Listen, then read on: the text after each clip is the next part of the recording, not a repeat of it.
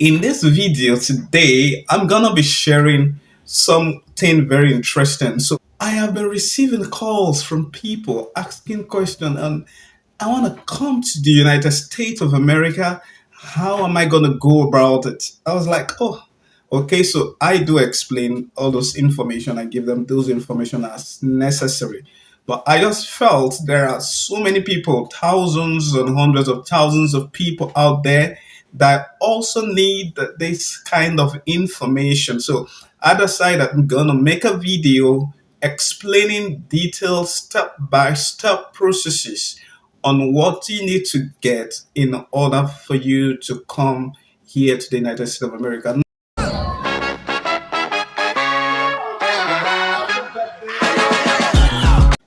Hi, YouTube family. Welcome again to my YouTube channel. This is Isaac Salami coming to you with one wonderful video. I believe all of you have been waiting for this because when I start telling you things that you need to know in this video, you will be so excited. So I want to say thank you for those who have subscribed to my channel. Thank you. I really appreciate you. And I want to say if you've not subscribed, please do subscribe, like, share, and of course, you can never tell who this video will be helping. All right. So thank you guys. Coming to the United, of course, we have several visas you can get. So in this case, particularly, I will be addressing the student visa. Now the category is the F1 visa. All right. So I'm going to be telling you the step-by-step processes, what you need to do. If I'm not able to catch all the information in this video, just know that this video may be having a part two to read. So let's get started. Number one, get your international passport. Very important. Your international passport is the first thing you may need to get. Now, if you are a subscriber or watching this video from Nigeria, you understand that the processes or procedures that you need to follow in order to get your international passport is not the way it used to be, you see? And so there are things, of course, you understand if you can pay via the website, you go to the immigration website, you pay. Of course, you don't need to actually have, you can do all those things online yourself. And then after payment, you're going to be booking, of course, an appointment will be made available. You choose, just like when you're actually getting an appointment date for your visa interview. The same thing applicable here. So you're going to be choosing the day that's available on their website for your international passport. All right. So haven't done that, then you'll be fixed day, you do your capturing, and after your capturing, of course, you know how the process goes. You're gonna give you the date which they're gonna finish the production, and your passport will be ready. So let's give or take, may take 5 to 6 months on the average, guys. So that's indeed one of the things you may need to consider taking the right step right now. Okay, so you may need to start as early as possible. That is, if you don't have your international passport. Okay, so that is the first step. Secondly, you may need to also consider, and it is important, getting recommenders. Now, this is a very strong and wonderful step that may need to take, which some people often neglect, and it comes back at the end of the day to affect them in the processes of their applications, even to schools. You need to get recommenders. Yes, recommenders are those that are going to be writing on your behalf, attesting that they know you for so period, and they actually have to give some certain information. So you need to get them, at least 9 of them. You may be wondering, why 9 people? Yes, the reason is this. You are not going to be applying to just one school or 2 or 3 schools. All right. So you may actually be applying to as many as 10 or more. And you wouldn't want to bother or start bugging people with them having to recommend you all the time. We are all humans, you know? So they might get bored. That's what we mean here. So in that you may actually have to source at least for 9 people. And if you just get three, fine. And if you know you have a good relationship, that's the essence of having good relationship. So you can get academic reference, you can get that is your career reference, that is in your workplace, and you can also get reference from places that you know, people that can attest to your character and know your academic standing. All right. So these are the people that you actually may need or want to actually talk to be your recommenders. All right. So very important. At least three of them. You can get up to 9 if you want. Of course, to just lessen the burden of having to bother people all the time. But who am I to tell you? If you have people that are ready to help at all anytime, why not go for it? Tell them you need them to recommend you. And of course, you need to have good relationship. All right. Those that have working email, those that have, their phone number. Of course, you have their details, their position they're holding. Okay. These are things that are important.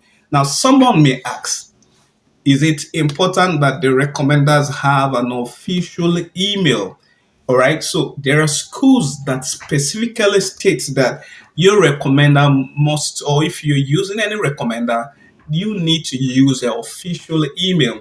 But it's not all the schools, okay? Just quite a few, a number of them. But there are some of them that do not require that your recommenders have an official email. So they may actually give you a Gmail or a Yahoo Mail. Now, the essence of them having an official email is that it gives it more authenticity. All right, it makes it more authentic that, oh, this person works in social organization, and makes it much more authentic than just using a Gmail or a Yahoo Mail. Do you understand that now? So that is the reason why it may be proper, and of course carries more weight or value when you use a recommender that has an official email like at spartan.dgov.com, and so like that. So that's what I mean by an official email. So if you've gotten that, good for you. That is a step ahead. All right. Number three, another thing you may want to do is that you may want to actually evaluate your credential. I've done a video telling you about how it's beneficial for you to actually evaluate your credential. I've gotten so many admissions without having to actually evaluate. Well, there are very good reasons why you may want to actually evaluate your credentials. Number one is that it converts, of course, your credentials and all your grade point average to the United States of America standard, all right, which is the 4.0. The number two, if you evaluate your credentials, there is every tendency that you may have your GPA a bit increased. Yeah, yes, a bit increased. The reason is because most of these credential evaluation bodies, especially the West, okay, most of them evaluate or lay emphasis on the last 60 hours, which probably the last 2 years of your undergraduate education. So them emphasizing that most time if you have good performance in the last 2 years of your school, there is a tendency that your CGPA will be boosted. Yeah, that's what I mean. So it's important that you actually get that right. Now, National Association of Credential Evaluation Services, NACES, is responsible for some or most of the credential evaluation bodies. Now, they have a partnership with so many of them, and one of the people they are in partnership with them is the World Education Services West. All right, I did a video. If you've not seen the video, check it out. All right, West is one of those reputable. We have ECE, we have so many of them. So check them out. We have the Spartans. Okay, so many of them are there under NASA. So check them out, and you can use this body to evaluate your transcript, especially to my Nigerian brothers. So for some of us that actually did our undergraduate in the Polytechnic, okay, you have a national ordinary national diploma, or you have a higher national diploma. All right, that is ND, OND, or HND. Yes, these most school from experience, I can tell you categorically, most schools will tell you that your ND and your HND is not equal to the 4 years educational program that makes up for an undergraduate. They may tell you that, oh, you may need to come and still enroll maybe in the third year of the program and then go to masters. But no, don't do that. All right. So you may want to get to follow this route to evaluate your transcripts and get your grade converted to US standard. And so doing that gives you a whole lot of leverage.